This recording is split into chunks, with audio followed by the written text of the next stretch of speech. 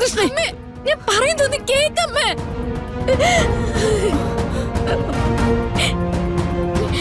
ഇനി ഒന്നും അമ്മയോട് മറച്ചു വെക്കാൻ എനിക്ക് പറ്റില്ല. എല്ലാം ഞാൻ പറയാം.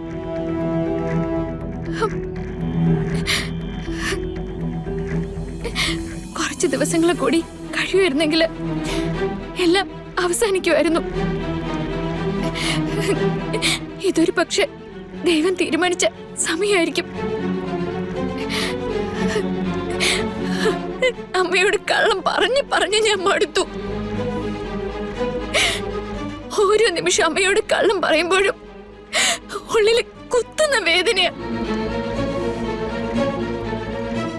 അമ്മയുടെ ജീവൻ രക്ഷിക്കാൻ വേണ്ടിയിട്ട് എന്ത് ചെയ്യാനും ഞാൻ തയ്യാറായിരുന്നു അമ്മ. പണം കൊടുത്തവർക്ക് വേണ്ടത് എന്നെ തന്നെയായിരുന്നു. അത് സുനന്ദേജി പണിക്ക് നിൽക്കുന്ന വീട്ടിലെ മേഡമാണ് അമ്മയുടെ ഓപ്പറേഷനുള്ള പൈസ തന്നത്. അവര് എന്നോട് പറഞ്ഞ കരാർ അനുസരിച്ചാ നവീനുമായുള്ള വിവാഹത്തിന് വേണ്ടി എനിക്ക് തല നീട്ടേണ്ടി വന്നത്. അല്ലാതെ നവീൻ എന്റെ ആരുമല്ല.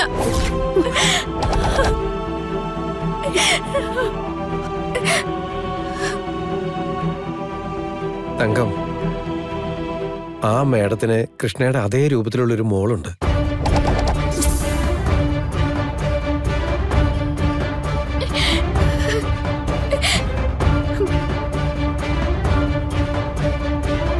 യഥാർത്ഥത്തിൽ ആ കുട്ടിയെയാണ് കളരിക്കിലേക്ക് വിവാഹം ചെയ്ത് അയക്കേണ്ടിയിരുന്നത്.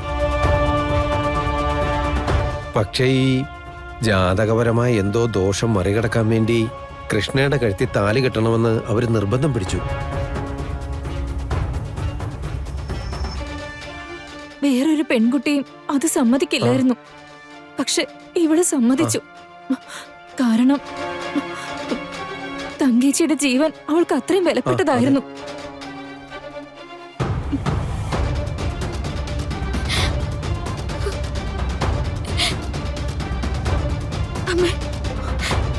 അമ്മയ്ക്ക് എന്തെങ്കിലും സംഭവിച്ചാല് എനിക്ക് പിന്നെ ആരാ ഉള്ളത്? നാട് മുഴുവൻ അലഞ്ഞ് കൈ നീട്ടിയിട്ടും ആരും നമ്മളെ സഹായിച്ചില്ല. അപ്പൊ മുന്നിൽ വന്ന മാർഗം ദൈവം കാണിച്ചു എന്നാണെന്ന് കരുതി ഞാനും സ്വീകരിച്ചു.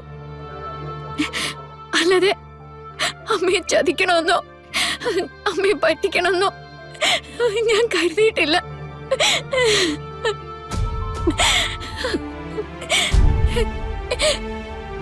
എനിക്കെന്റെ അമ്മയോ വലുത്. ഈ ലോകത്ത് എനിക്ക് ഏറ്റവും പ്രിയപ്പെട്ടത് എന്റെ അമ്മ മാത്രമാണ്.